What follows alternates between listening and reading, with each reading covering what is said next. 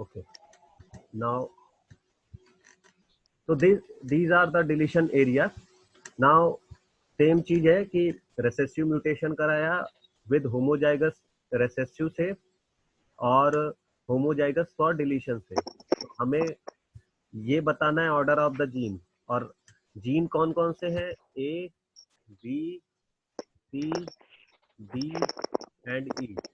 Okay, these 5 gene are present, but we don't know the order of the gene.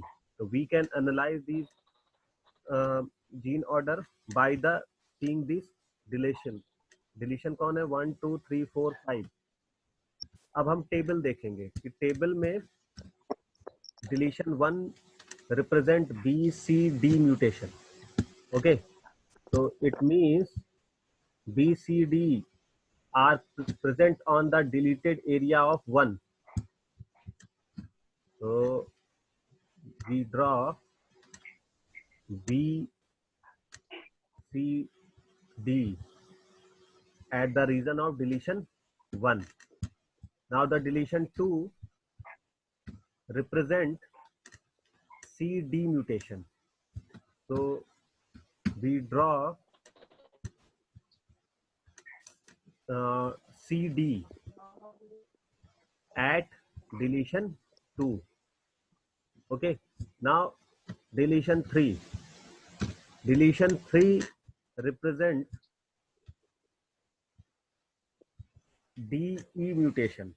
Okay, so we draw DE at the area of 3. So this area represent E mutation because P is not present on the deletion 2, तो हम E को यहाँ पर नहीं रख सकते क्योंकि ये जो एरिया है it is present, it is in 2 and 3 also both. तो 2 में तो E है नहीं, है किसमें, 3 में। तो हम उसको आफ्टर 2 जो 3 का एरिया है वहां पर रखेंगे। Now next is deletion 4। तो deletion 4 represent mutation E and A. So the 4 containing mutation E है, also A. Okay, now fifth contain E and A. So region 5th, यानी कि ये 5th पे भी होगा और ये भी 5th पे होगा। तो जो ऑर्डर आया it is B C D E and A. तो इन option B C D E A, तो ऑप्शन कौन सा सही है, this is B C D E A. तो इजी है, हम आसानी से एनालाइज कर सकते हैं कि जो ऑर्डर ऑफ द म्यूटेशन वो कैसे पता चलेगा जब हम डिलीशन में म्यूटेशन को देखेंगे। जैसे डिलीशन 1 में अगर 3 म्यूटेशन है, डिलीशन 2 में 2 म्यूटेशन है, डिलीशन 3 में 2 म्यूटेशन है, तो इन म्यूटेशन को उनके ऑर्डर में रख के we can analyse the order of the gene. Same next एक और क्वेश्चन देख लेते हैं। क्वेश्चन है this is the location of 6th deletion has been mapped to the Drosophila chromosome as shown in the diagram given below. तो 6 mutation दे रखा है, deletion 1 2 3 4 5 6। Okay, और ये सिंगल क्रोमोसोम दे रखा है और ये एरिया ऑफ डिलीशन दे रखा है। डिलीशन 1 का ये एरिया, डिलीशन 2 का ये एरिया, डिलीशन 3 का ये एरिया, डिलीशन 4 का ये एरिया और डिलीशन 5 का ये एरिया और डिलीशन 6 का ये एरिया। तो एरिया ऑफ डिलीशन दे रखा है और कंप्लीट क्रोमोसोम दे रखा है। हमें क्या बताना है next, the recessive mutation same चीज कराई होगी, म्यूटेशन कराया होगा किस किनके बीच में, A B C D E F G, ये जीन है 1 2 3 4 5 6, 6 जीन है A B C D A to G इस ऑर्डर में. They are located in the region of the deletion but the order of the mutation on the chromosome is not known. When flies homozygous for recessive mutation are crossed with flies for the deletion, the following results were obtained where the letter M represent the mutant phenotype plus represent the wild type phenotype. तो question हमें पता है deletion में हमें अब mutated type ढूंढने हैं. तो deletion 1 it represent B C D. Okay, तो नाउ बैक जाएंगे, हम यहाँ पर ड्रॉ करेंगे. तो डिलीशन 1 में बी है, सी है एंड डी है. ओके, अभी हम इसको रफली ड्रॉ कर रहे हैं. आगे के डिलीशन से हमें कंफर्म होगा कि सी डी सेकंड में है कि नहीं, क्योंकि सी डी जो इस समय दिख रहा है वो हमारा सेकंड में भी जा रहा है. इवन जो डी है वो 6 में भी जा रहा है. तो नेक्स्ट टेबल में देखते हैं सेकंड डिलीशन क्या रिप्रेजेंट कर रहा है. तो second deletion represent C and D mutation. It means कि C D are present on the deleted area 2 and 1 बोथ. तो C is present on 2 and 3, sorry 1, तो दोनों में है. B is present on 1 and 2, और आगे देखते हैं कि 3 में है कि नहीं. D is present on 3 as well as 4 as well as 6. तो हम D को ऐसी जगह रखेंगे जो कि एरिया 1 में भी हो, 2 में भी हो, 3 में भी हो, 4 में भी हो और 6 में भी हो. तो हम बैक जाते हैं और उसमें देखते हैं कि डिलीटेड एरिया कौन कौन से में होने चाहिए. यानी कि 1 में होना चाहिए, 2 में होना चाहिए, 3 में होना चाहिए, 4 में होना चाहिए और 6 में होना चाहिए. ठीक है, तो ये एरिया थोड़ा सा और आगे कर लेते हैं. ये area it will show D.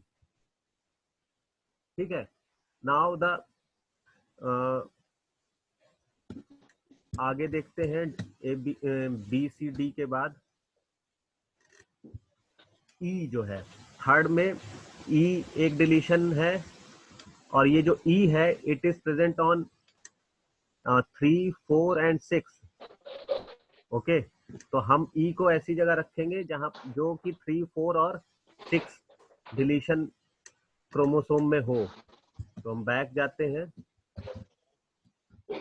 और यहाँ पर हम ई को रखेंगे वहां पर जहां पर वो 3 4 और 6 में हो. यानी कि यहाँ ये वाला एरिया जो है इट इज 3 4 6 ई. ओके, तो this area represent E mutation, यानी 3 4 6. नाउ नेक्स्ट देखते हैं डिलीशन 4. डिलीशन 4 में देखिए डी ई के साथ फिर आ रहा है एम, और एम के साथ क्या आ रहा है, एम आ रहा है, सॉरी ए के साथ आ रहा है 4 5 एंड 6. तो ए आर प्रेजेंट इन 4 5 6. तो हम यानी कि इसको रखेंगे ए को वहां पर जो कि 4 और 5 और 6 तीनों में होना चाहिए. तो ये जो एरिया दिख रहा है हमें, दिस एरिया, ये रिप्रेजेंट करेगा ए को. ओके, तो नेक्स्ट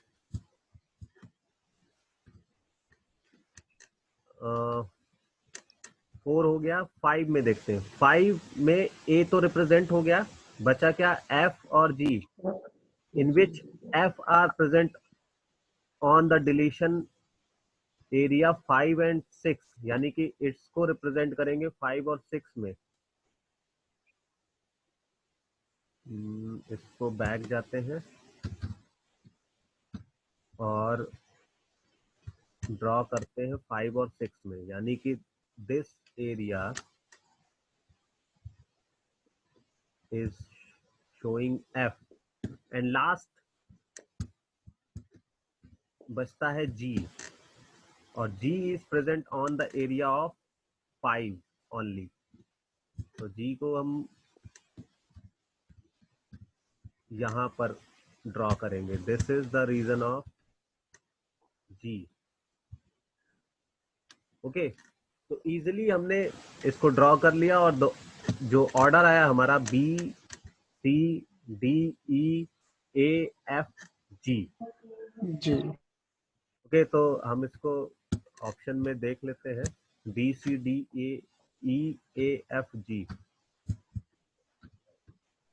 तो B C D E A F G यानी थर्ड जो थर्ड होगा। This is the right option. तो इजी है, बस हमें कॉन्सेप्ट नहीं पता था तो हम इस क्वेश्चन को अटेम्प्ट नहीं करते थे। कॉन्सेप्ट यही है कि जब रिसेसिव होमोजाइगस को होमोजाइगस डिलीशन से क्रॉस करेंगे तो जो डिलीटेड एरिया में होंगे वो म्यूटेटेड टाइप दिखेंगे, और जो एरिया डिलीटेड एरिया में नहीं होंगे वो वाइल्ड टाइप शो होंगे। ओके, एक क्वेश्चन और समझ लेते हैं। क्वेश्चन एक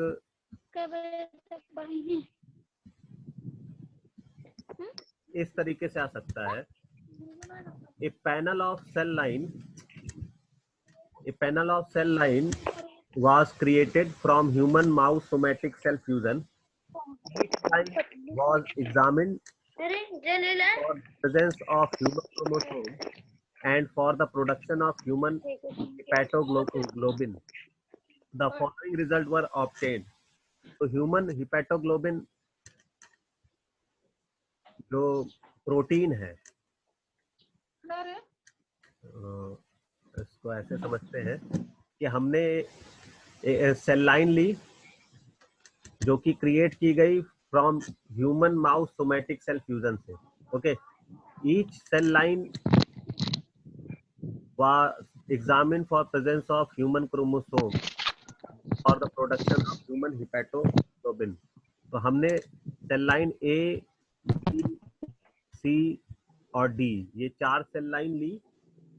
ओके, और सेल लाइन में हमने आइडेंटिफाई किया कि ह्यूमन हिपैटोग्लोबिन प्रोटीन कौन सी बना रहा है।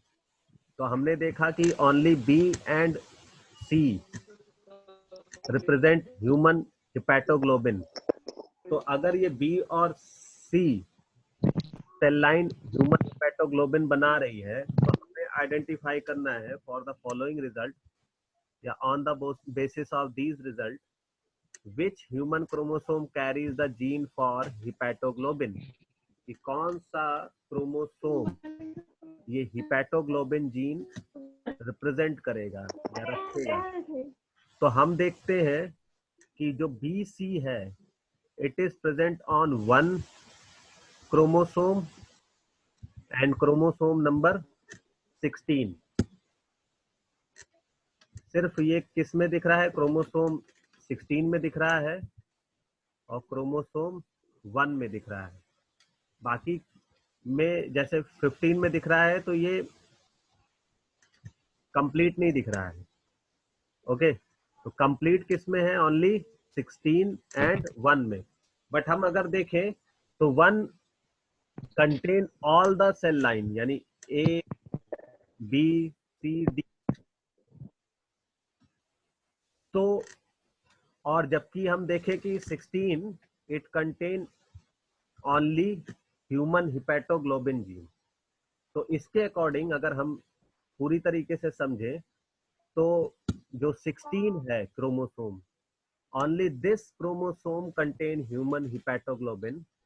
क्रोमोसोम हो सकता है कि वो कंप्लीट क्रोमोसोम हो जिसमें से हम चीजों को आइडेंटिफाई नहीं कर सकते, मतलब ओनली सिर्फ हिपैटोग्लोबिन को नहीं बता सकते हैं। सिर्फ अगर हमें बताना हो कि सिर्फ 16 है। जैसे मतलब अगर इसको एक्सप्लेन करना हो कि कैसे एक्सप्लेन करेंगे, तो ये दिस इज द एक्सप्लेनेशन कि first we identify the cell line that are positive for the protein and determine the chromosome that they have in common. Line B, C produce human hepatoglobin. The only chromosome that they have in common is 1 and 16. Next, examine all the cell line that possess either chromosome 1 and chromosome and 16 and determine whether they produce hepatoglobin. Chromosome 1 is found in all cell line A, B, C, D. If the gene for human hepatoglobin were found on chromosome 1, human hepatoglobin would be present in all of these cell lines. So, however, cell line A and D do not produce human hepatoglobin, so the gene cannot be chromosome 1. Okay, it means कि chromosome 1 में ये नहीं है, क्योंकि अगर होता तो all the cell line produce human hepatoglobin, but human hepatoglobin produced by only cell line B and C. So if human hepatoglobin produce only cell line A, B or C, so that is chromosome 16 are the original chromosome that produce human hepatoglobin. क्योंकि यही एक ऐसी chromosome है जो कि cell line B और सी दोनों इसमें पाए जा रहे हैं, बाकी और नहीं पाए जा रहे हैं। तो इस तरीके से क्वेश्चन को हम कर सकते हैं। ऐसे बहुत सारे क्वेश्चन आते हैं जो कि इजीली आइडेंटिफाई हो सकते हैं, बस हमें उसमें आइडेंटिफाई क्या करना है कि इंटरेस्ट क्या है, हमें निकालना क्या है।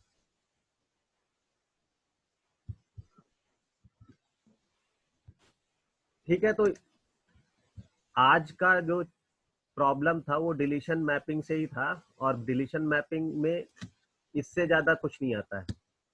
कुल मिला के समझने का जो पूरा कॉन्सेप्ट था वो ये था कि डिलीशन मैपिंग में हम एक म्यूटेटेड होमोजाइगस लेते हैं जिसको क्रॉस कराते हैं हम हेट्रोजाइगस या फिर डिलीटेड म्यूटेशन से। तो जब क्रॉस कराते हैं तो हमें जितने भी म्यूटेटेड टाइप मिलते हैं, अगर वो डिलीटेड एरिया में है तो they will show in deletion, और अगर म्यूटेटेड एरिया डिलीशन एरिया में नहीं है तो they will show in plus form यानी वाइल्ड टाइप फॉर्म।